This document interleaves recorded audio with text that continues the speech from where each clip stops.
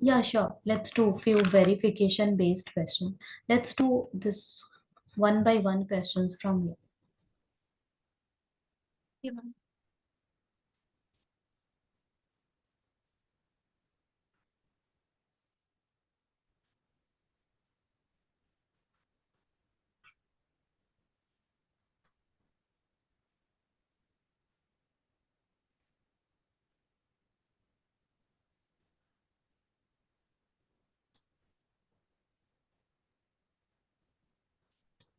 Okay, number one is x square minus 2x minus 8.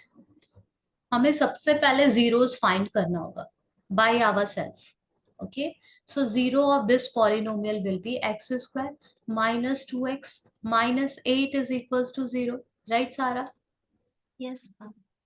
Okay, फिर हमें क्या करना होगा? Factorization, splitting the middle term. Splitting the middle term का method होता है पहले ए सी को मल्टीप्लाई करो। Our A is 1 and C is -8। हमें जस्ट नंबर्स पे फोकस करना होता है, तो 1 इंटू 8 इज 8। अब इस 8 को स्प्लिट करो टू नंबर में, फैक्टराइजेशन करना है हमें। तो we can say 2 4 times 8, right?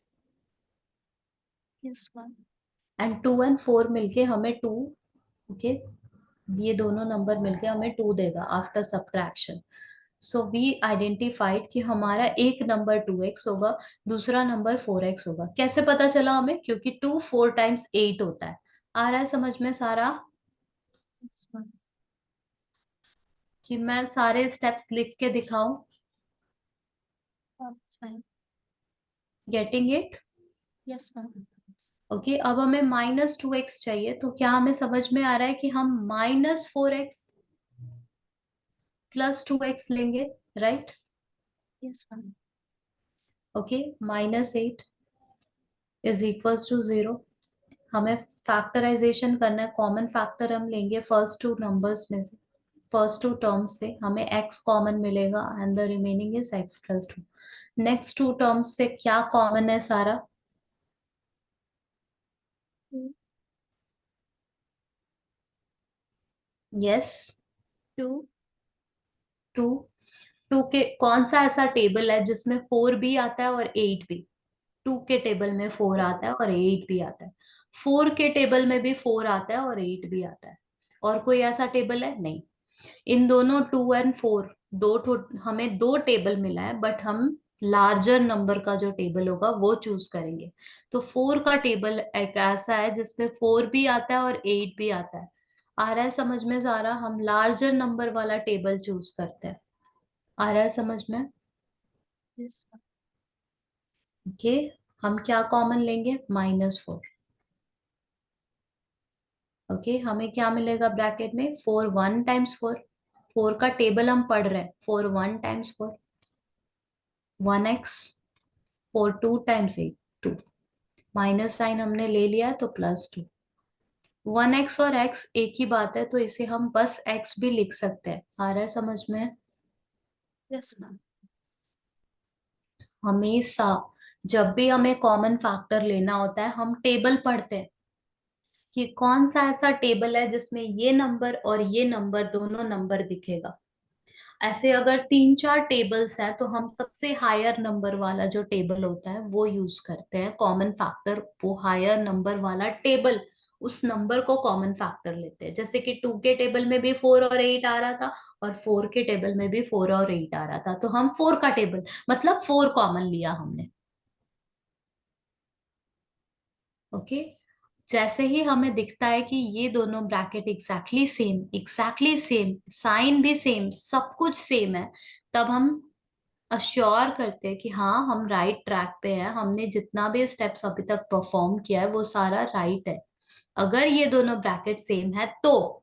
अगर ये दोनों ब्रैकेट सेम हमारा नहीं आया, एक ब्रैकेट में x+2 है, दूसरे ब्रैकेट में x-2 है, मतलब या तो हमारे स्टेप्स, ओके, हमारा स्टेप्स कहीं हमने मिस्टेक किया है, या फिर हमने जो फैक्टराइजेशन करते टाइम जो दो नंबर चूज किया है वो वो नंबर्स राइट नहीं है। ओके, हमें दूसरा नंबर्स लेना पड़ेगा। यहाँ हमने ऑलरेडी फैक्टराइजेशन कर रखा है. We are having x+2 in one bracket and x-4 in another bracket. यहाँ तक क्लियर है सारा? यस और no? Yes, ma'am. We have just splitted the middle term. Zeros we are finding, x value will be -2 and x value will be +4. Got it? Yes, ma'am. Okay. Now, two zeros we are having. Sum of the zero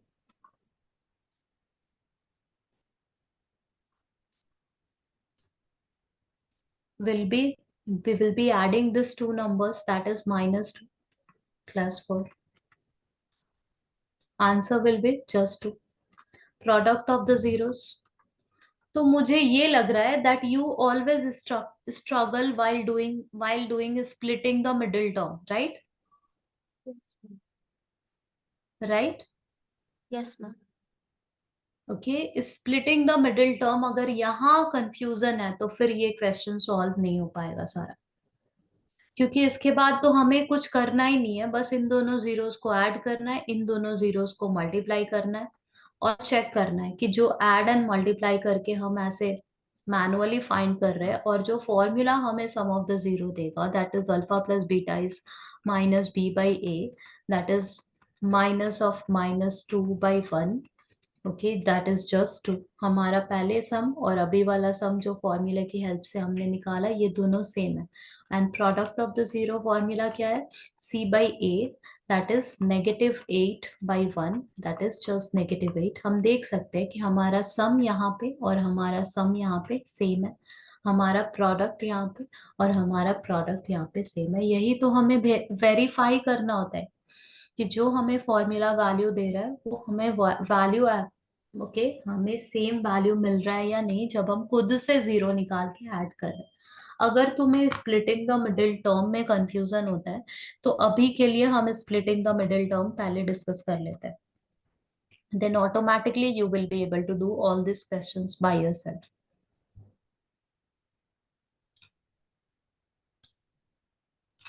सबसे पहले तुम्हें common factor लेना सीखना पड़ेगा सारा. कि अगर हमारे पास 8xy है और हमारे पास 32xyz है, तो इन दोनों टर्म्स, दो टर्म्स है हमारे पास, एक 8xy, एक 32xyz. इन दोनों टर्म्स में से कॉमन क्या है? तो हम You टेबल won't देखेंगे. for the exam, right? Yes. I won't have a question like this in the exam, right? Can you please repeat? I won't have this type of question in the exam, right? Yeah, you won't have this type of question in exam, but while splitting the middle term, do you struggle while taking out common factors, Sara? Not very much, ma'am. It's kind of Okay. fine. Okay, so if you don't struggle, then we don't need to discuss these things. The exercises had a few doubts. Yeah, let's do the questions which is there in the exercise. Just a second.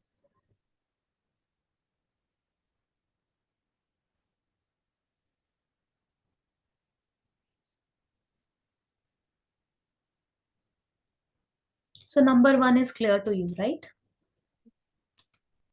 How do you do the like fourth, fifth, and sixth one? Can we do four and fifth? Yes, ma'am. Yeah, let's do four and fifth.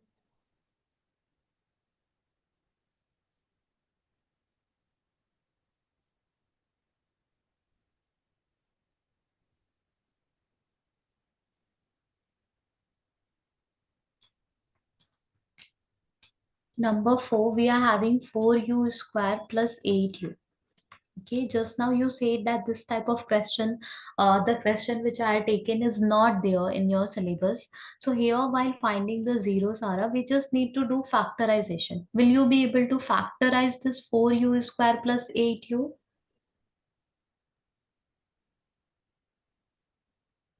Not really, ma'am. You just need to take out common factor. from this 4u square and 8u, what is common factor? That's what I was about to explain. No worries, let's discuss it over here. So 4u square and 8u, what is the common factor? So I was telling you we will be checking the table. Okay, first 4 we are having and 8 we are having. What is the common factor over here? Okay, so we will be checking the table which contain 4 as well as 8.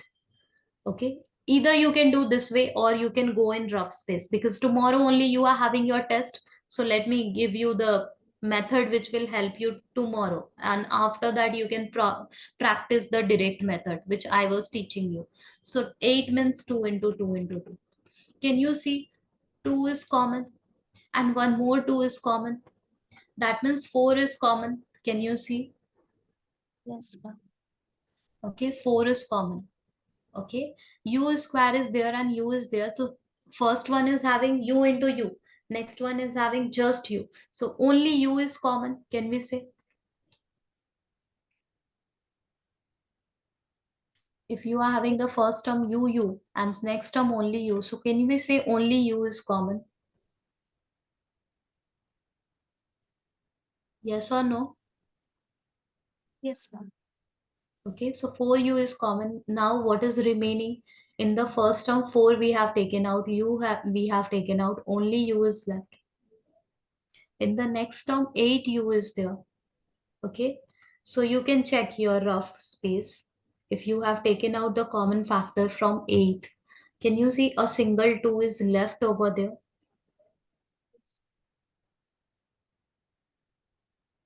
Yes or no? Yes, ma'am.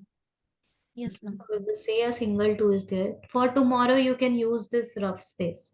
Okay, in future, I'll be telling you how to do it directly. So, only 2 is left, because you have taken out, only 2 is left. This is the factorization we have done. We are trying to find the value of u, that means zeros. So we will compare that 4u is 0, or maybe u plus 2 is 0. From there we will be getting the value u is 0 by 4, that means 0. Another value of u is minus 2, right Sarah? Yes, yes, ma'am. Already we have obtained two zeros. Now we will be checking the sum and the product. And the sum and the product we will be checking by using the formula as well. We will check the sum and the product we are getting from here. And by using the formula, both are same or not. Okay. So sum we will be finding over here. That is 0 plus minus 2. Product we will be finding from here. That is 0 into minus 2. The first one is just minus 2. Next one is just 0. We will be checking by using the formula that alpha plus beta is equals to minus b by a. Can you tell me, Sarah, what is b, what is a over here by just looking at your quadratic polynomial? Mhm. Okay.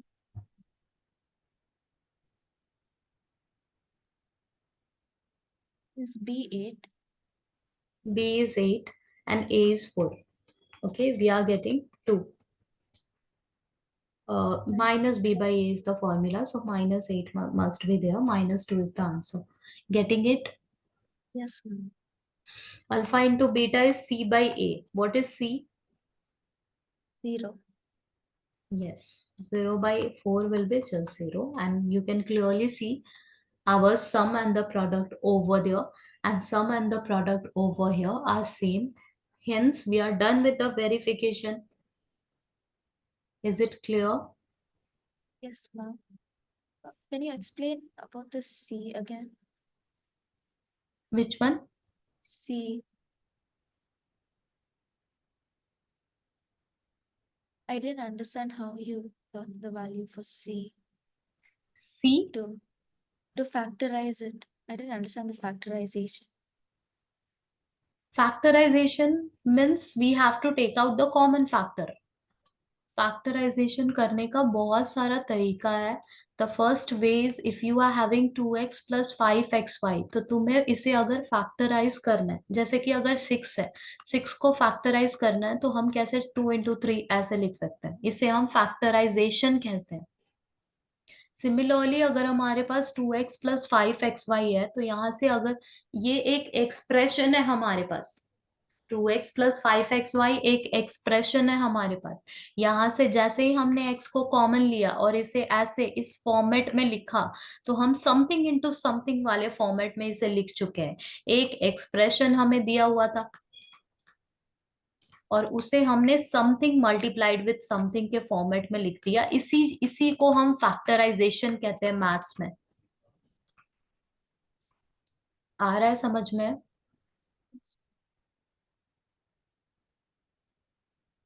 Yes, आयु ma'am. सारा Yeah. Factorisation करने का एक तरीका नहीं है, factorisation करने का बहुत सारा वेज है जो तुमने क्लास 9 में भी सीखा है। उनमें से एक वे है splitting the middle term.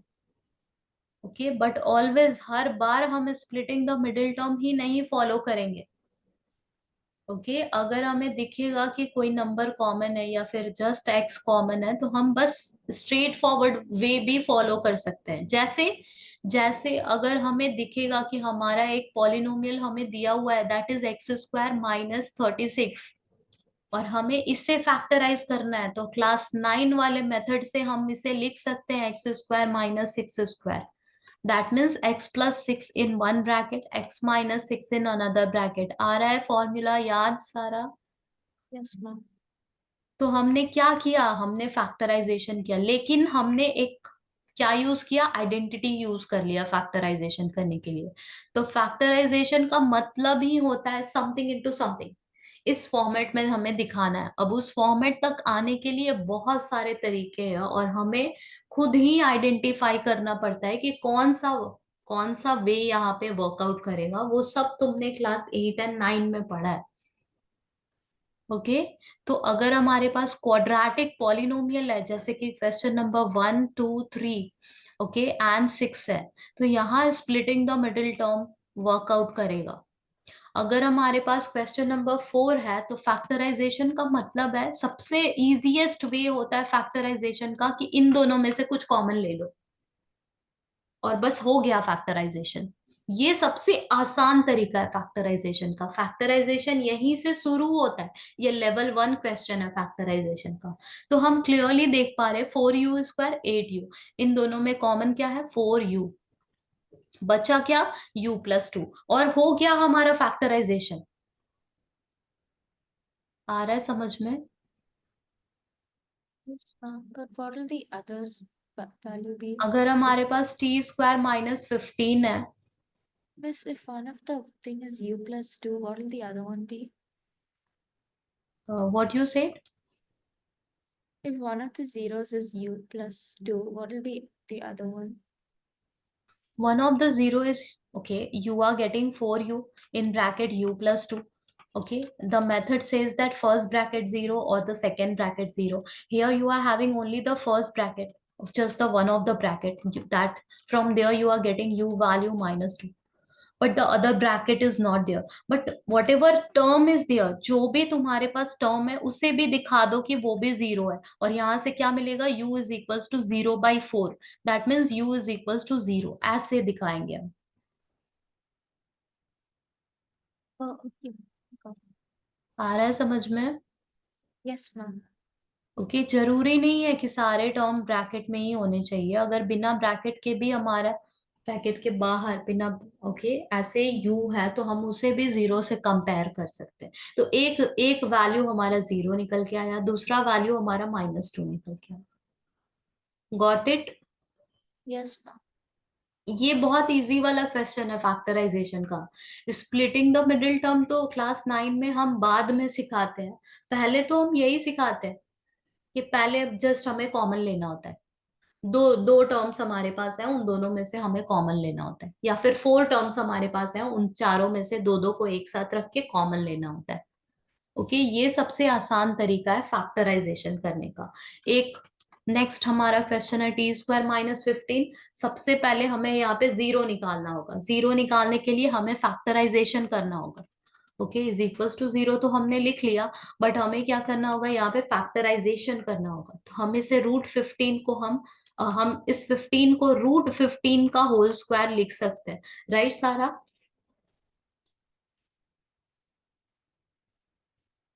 Yes or no? Ma'am, how did we get root 15 square?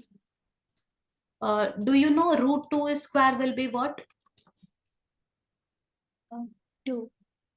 2. Root 3 square will be what? 3. 3. Root 15 square will be what? 15. 15. तो अगर हमारे पास 15 है तो उसे हम रूट 15 स्क्वायर अगर हमने लिख दिया तो क्या कोई हम गलती कर रहे हैं? How did we get it as a square though? We are writing it square because we are having one formula in our mind that x square minus y square is equals to x plus y in one bracket, x minus y in another bracket. ये जो formula है ये directly हमें factorisation करने में help करेगा. या तो इसे ऐसे कर लो, या तो इसे ऐसे सॉल्व कर लो, या फिर इसे ऐसे भी सॉल्व कर सकते हैं सारा. इसे डायरेक्टली भी हम सॉल्व कर सकते हैं. अगर ऐसे समझ में नहीं आ रहा है then you can do it directly. T square minus 15 is 0. Okay. T square is equals to 15. Yes और no? Yes, ma'am. Then T will be plus minus root 15. Are you getting it? Yes, ma'am. या तो इसे ऐसे solve कर लो या फिर मैं जैसे बता रही थी वो भी सेम ही आंसर हमें देगा. हमें दो रूट ऑलरेडी दिख रहा है यहाँ पे. One of them is plus root 15, another is minus root 15. Right Sara? Yes, ma'am. अब बस हमें वेरीफाई करना है sum of the zero, product of the zero, and then by using the formula you will be able to continue from here, right? Yes, ma'am. Next out. It's the second one in the second exercise.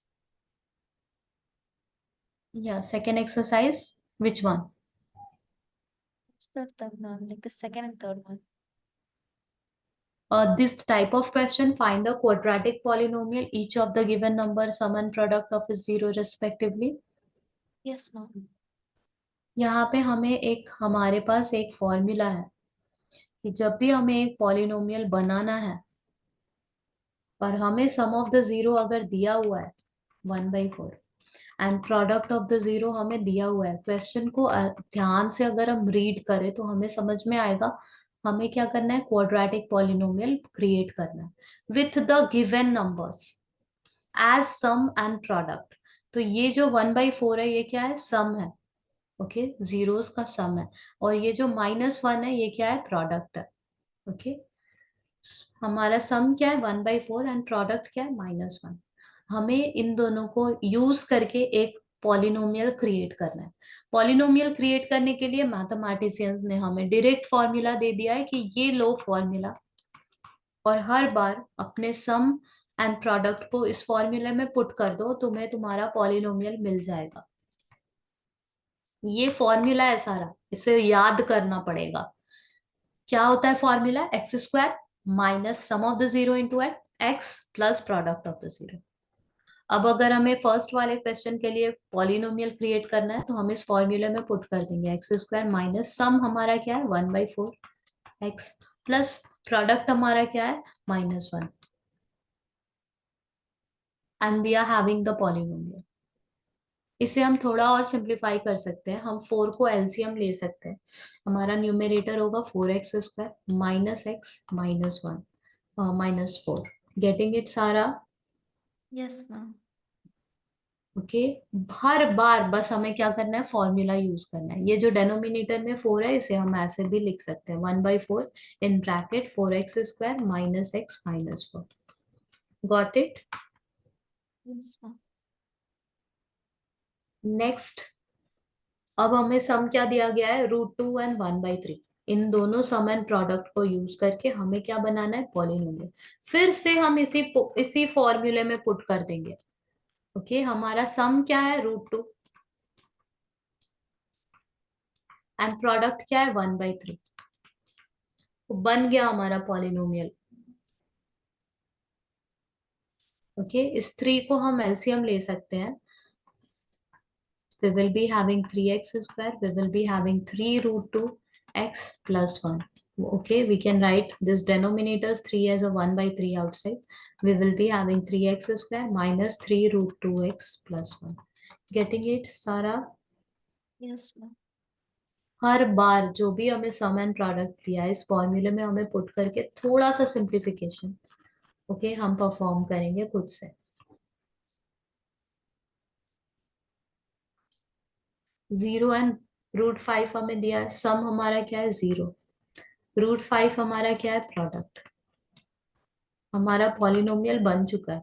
थोड़ा सा simplify हम कर सकते हैं, यहाँ denominator and all कुछ है ही नहीं। This is our polynomial, got it. Yes, ma'am. Okay, next फिर से हमें इस फॉर्मूले में ही ड्रॉप करना है हमारा सम एंड प्रोडक्ट। सम भी 1 है, प्रोडक्ट भी 1 है, तो x² minus 1x in plus 1, which can be written as x² minus x plus 1। Getting it सारा? Yeah. Okay, let's do the next one. हमारा सम क्या है -1/4 एंड प्रोडक्ट क्या है -1/4, जस्ट 1/4। फिर से हमें हमें दिख रहा है कि हम एलसीएम ले सकते हैं, तो हम एलसीएम लेंगे which will be just 4। We are going to have 4x² plus x plus 1। 1/4 को हम ऐसे लिख सकते हैं, then 4x² plus x plus 1। Got it? Yes, ma'am. Any confusion? No, ma'am. Last one you will be able to do by yourself.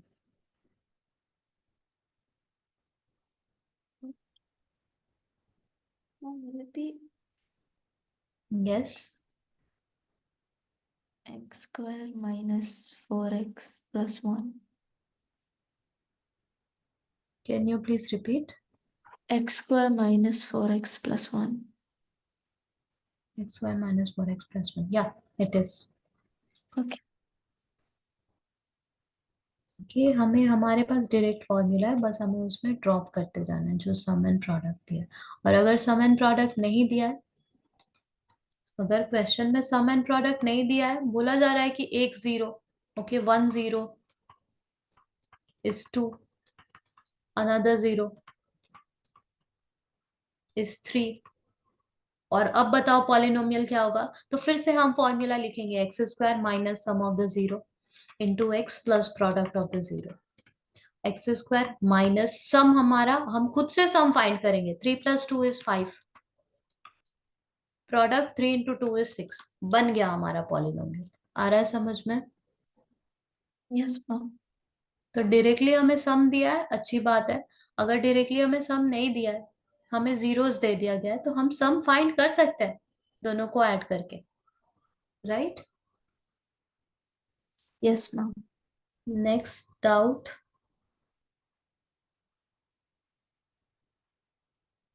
Ma'am, in the linear equations chapter, there are a few questions which ask on how to find k, and I don't know how to do them. How to find k when the solution they have no solution, then when they have infinitely many solution, ये सारे questions then you were able to do, right? Ma'am, it's a bit different. Can you tell me the question if you are having?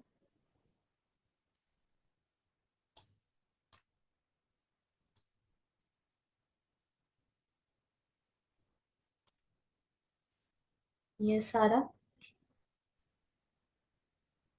Ma'am, in the three exercise 3.2, the second question. Okay, let me open it. I'm not sure, ma'am, but like it's kind of similar to the question I have a doubt in. Just a I minute. also have more doubts in the word problems.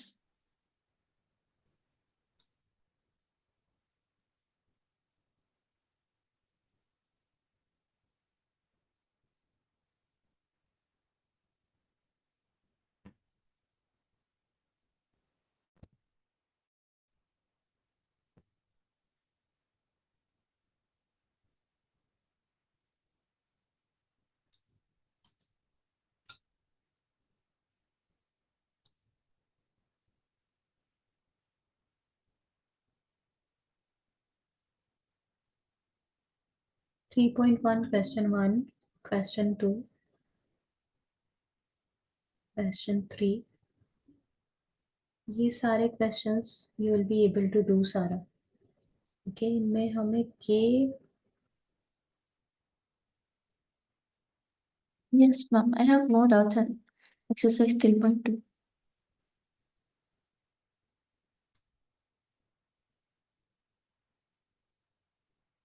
3.2 I can take the word problems. Okay.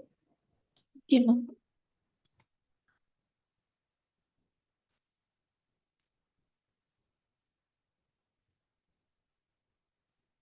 Let's cover the word problem quickly. We are having 10 minutes left. Just a moment. Is there any chance we could have a lot more time? If it's possible. Uh, why you have joined late, Sarah? I was having a bit of internet issues. That's fine, ma'am. You was having. Internet issues. Okay, I'm trying to take it as much as possible. Okay, just a moment. Okay.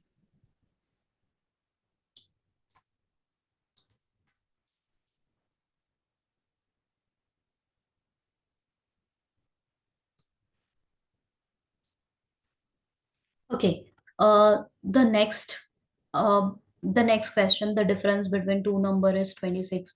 If one number is three times the other number, find them. You will be able to do it, Sarah. Okay, ये बहुत simple question है। दो numbers के बीच का difference हमें बोला जा रहा है 26, और फिर हमें बताया जा रहा है if one number is three times the other number. Okay, one number is three times the other number. Okay, इन्हें सॉल्व करना बहुत सिंपल है। Okay, you will be able to do it. I just want to take question from here which you won't be able to do. And one more thing, सारा, एक दिन exam के एक दिन पहले कितना भी पढ़ लो, वो परफॉर्मेंस नहीं हो पाएगा जितना तुम्हें लगता है कि एक दिन पहले जितना as much as you will cover and you will end up getting like you will be able to do everything. Exam के जब एग्जाम हमें पता लगता है that there is an exam in this month. Okay, you have to prepare beforehand, 1 week before, 10 days before, 1 month before. Exam के एक दिन पहले कितना भी पढ़ लो सारा performance, you won't be able to give your best. Okay, write it 1 day before your board exam. If you will tell me to teach you as much as possible, I will tell you go and sleep. Go and sleep, take rest, because that time rest is required, not study. And today I am telling you the same. I'll be continuing till 30, and go and take rest. Okay? Because this time, Sarah, giving your best, learning everything possible will not help you tomorrow in the exam. Okay, the same thing I was telling you in class 9, and I am telling you today as well. Okay, effort you can give beforehand, not just day before exam. This attitude, Sarah, okay, you have to leave it. Otherwise, before the board exam, you will not sleep whole night. And this way, I have seen so many students just getting unconscious during the exam. Okay, I'm not going to entertain this. Okay, so let's take the questions which is required over here. Uh, I'll be taking Sarah question number 4. Okay. A taxi charge in a city consists of fixed charge together with a charge for the distance covered. Okay. A taxi charge consists of, एक taxi का charge क्या है? एक fixed charge है, and then एक variable charge है। जैसे जैसे for the first 3 किलोमीटर के लिए charge fix है। Okay, for example I am giving, for the first 3 kilometre के लिए हमारा चार्ज फिक्स है कि 100 रुपीज ही पे करना पड़ेगा। बट उसके बाद जैसे ही फोर्थ किलोमीटर आया, ओके, ईच किलोमीटर के लिए हमें पर किलोमीटर, सपोज सपोज पर किलोमीटर 200 रुपीज पे करना पड़ेगा फॉर पर किलोमीटर। ओके, ये कब होगा? 3 किलोमीटर के बाद। तो अगर हमने 5 किलोमीटर कवर किया है, तो फर्स्ट 3 किलोमीटर के लिए 100 हम पे करेंगे, और जो इसमें से 2 किलोमीटर बचा, उसके लिए 2 into 200, एक किलोमीटर के लिए 100 चार्ज करना स्टार्ट कर देगा taxi, the driver one. Okay, ये ऐसे ही वर्कआउट कर रहा है जैसे कि हमने किसी लाइब्रेरी से बुक उठाया, बुक लिया, तो पहले 3 दिन के लिए हमें 100 ही देना होगा। बट जैसे ही नेक्स्ट डे, चौथा दिन हुआ, उस दिन से पेनाल्टी स्टार्ट हो जाएगा। एक दिन का पेनाल्टी है 100 रुपीज। अगर हमने 2 दिन लेट कर दिया तो पेनाल्टी हमें ओके 200 पे करना पड़ेगा। अगर हमने 3 दिन लेट कर दिया तो हमें पेनाल्टी 300 पे करना पड़ेगा। आ रहा है समझ में सारा? Yes, ma'am. ओके, तो ये ऐसे ही वर्कआउट कर रहा है। अगर हमें ये सिचुएशन समझ में आ रहा है तो हम इस क्वेश्चन में इक्वेशन फ्रेम कर पाएंगे, then afterwards you will be able to solve it by yourself.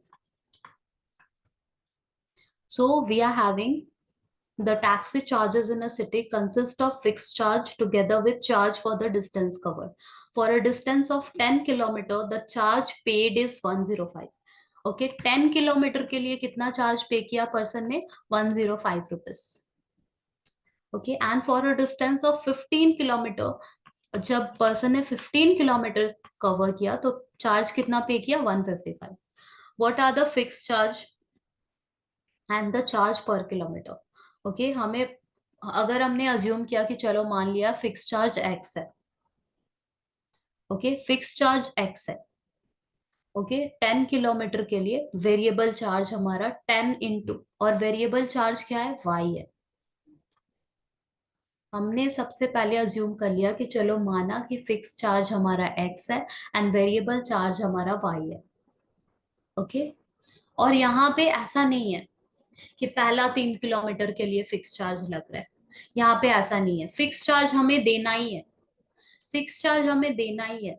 Okay as it is, जैसे ही हमने एंट्री, ओके इट्स लाइक जैसे ही हमने लाइब्रेरी के लिए कार्ड बनाया, हमें फिक्स चार्ज देना है।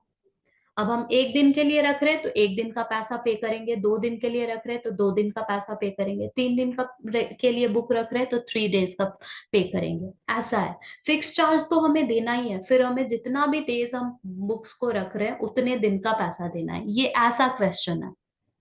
ओके तो फिक्स चार्ज हमने एक्स अज्यूम कर लिया, वेरिएबल चार्ज हमने वाई अज्यूम कर लिया। अब पर्सन ने 10 किलोमीटर कवर किया है तो 10 इंटू वाई ऐसे पैसा लगेगा। Okay and that is 105। आ रहा है समझ में सारा? Yes, ma'am. Okay next, fix charge तो देना ही है, एक्स तो देना ही पड़ेगा। ओके देन 15 किलोमीटर अगर पर्सन ने कवर किया है तो 15 Y and that is 155। Getting it? Yes, ma'am. Okay, from here you will be able to solve it and you will be able to take out the value of x and y. Okay, now let me Okay. take the, yes, is it clear? Yes, ma'am. Okay, जब भी हमारे पास fraction वाले questions होते हैं, that is a fraction became 9 by 11 if 2 is added both to the numerator and denominator। अगर हमारे पास एक fraction है x by y, ओके हम जब भी फ्रैक्शन वाले क्वेश्चन सॉल्व करते हैं तो हम न्यूमरेटर को x अज्यूम करते हैं एंड डेनोमिनेटर को y। जब भी हम फ्रैक्शन वाले क्वेश्चन सॉल्व करते हैं हमेशा हम न्यूमरेटर को एक वेरिएबल अज्यूम करेंगे और डेनोमिनेटर को दूसरा वेरिएबल। ऐसा अज्यूम करके ही हम क्वेश्चन स्टार्ट करते हैं। और यहाँ पे बोला जा रहा है अ फ्रैक्शन बिकम्स 9 by 11। एक फ्रैक्शन क्या बन जाएगा? 9 by 11। कब? If 2 is added to both numerator and denominator. अगर हमने न्यूमरेटर में 2 ऐड कर दिया और डेनोमिनेटर में भी 2 ऐड कर दिया तो। और यहां से ध्यान से देखो, हमें एक इक्वेशन मिलेगा सारा। आ रहा है समझ में? Yes, ma'am. ओके इसे थोड़ा और सिंप्लीफाई करना, एक्स को एक साइड में, वाई को दूसरे साइड, एक साइड में रख के प्रॉपर इक्वेशन बना लेना। दूसरा कंडीशन हमें बोला जा रहा है that 3 is added to both numerator and denominator, it becomes 5/6। अगर हमने जो ओरिजिनल assumption लिया था वहां 3 ऐड कर दिया न्यूमरेटर एंड डेनोमिनेटर में तो हमारा ओरिजिनल फ्रैक्शन 5/6 हो जाएगा। आ रहा है समझ में? Yes, ma'am. ओके और ऐसे तुम्हें दो इक्वेशंस मिल जाएंगे जिसे तुम्हें फर्दर सॉल्व करके एक्स और वाई का वैल्यू निकालना है। तो फ्रैक्शन वाले क्वेश्चन हम ऐसे सॉल्व करते हैं, फिक्स्ड एंड वेरिएबल पे वाला क्वेश्चन हम ऐसे सॉल्व करते हैं जैसे मैंने दिखाया। अब लास्ट हमारा यहाँ पे है एज बेस्ड क्वेश्चन। ओके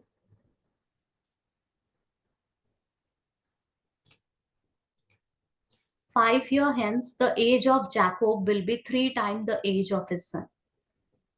5 साल के बाद जैकोब का जो एज है वो 3 टाइम्स हिज सन से। जब भी एज बेस्ड क्वेश्चन हम सॉल्व करते हैं, हम हमेशा बिना कुछ क्वेश्चन को पढ़े, बिना कुछ सोचे, सबसे पहले हम स्टार्ट करेंगे अजम्पशन से कि चलो मान लिया जैकोब का present age of Jacob is X and present age of his son is Y. तो हमें जस्ट क्वेश्चन को क्विकली रीड करके देखना है कितने लोगों की बात हो रही है, कौन कौन से पर्सन है यहाँ पे। तो हमने देखा Jacob and his son, Jacob and his son, Jacob and his son. तो हमने अज्यूम किया present age of Jacob is X, present age of son, okay, present age of his